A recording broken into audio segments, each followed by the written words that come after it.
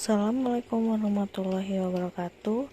Di sini saya akan memperagakan beberapa urutan kerja saya untuk mencapai target yang saya tuju.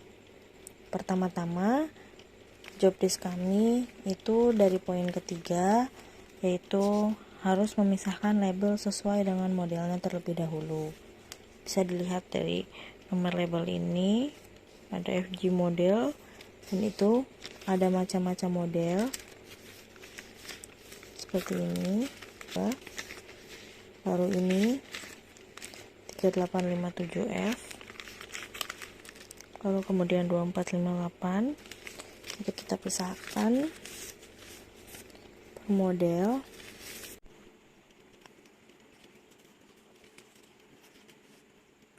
Selanjutnya merapikan nomor label.